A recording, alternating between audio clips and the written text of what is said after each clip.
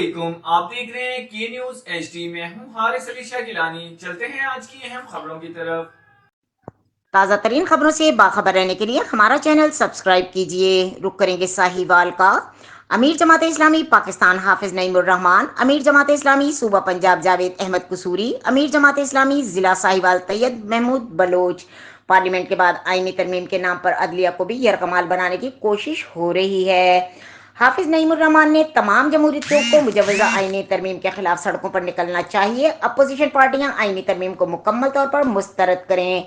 री इलेक्शन का मुतालबा बूट पॉलिश करने वालों को मजीद मजबूत करने के मुतरादिफ है।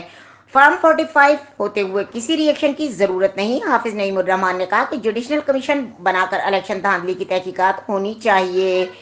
पंजाब में मरियम नवाज की हुकूमत तालीम से खिलवाड़ कर रही है। हाफिज नईमुर रहमान 14,000 स्कूलों के प्राइवेटाइजेशन के कबूल न करने की तहरीक चलाएंगे।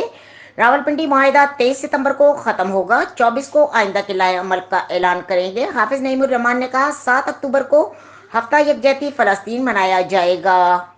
था जागीरदारों के लिए नहीं बनाया था, सरमायादारों के लिए नहीं बनाया था, जर्नेलों के लिए नहीं बनाया था, नाम नहाद सियासतदानों के लिए नहीं बनाया था।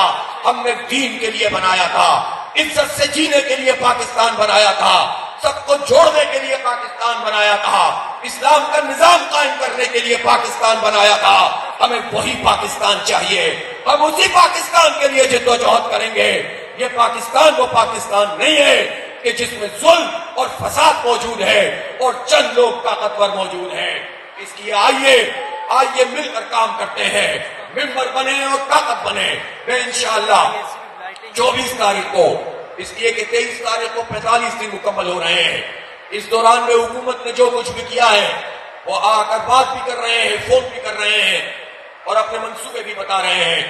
लेकिन 45 दिन में चूंकि उन्होंने मुकम्मल तौर पर उस मुआहिदे पर अमल नहीं किया, 24 तारीख को इंशाअल्लाह हम लाए अमल का ऐलान करेंगे।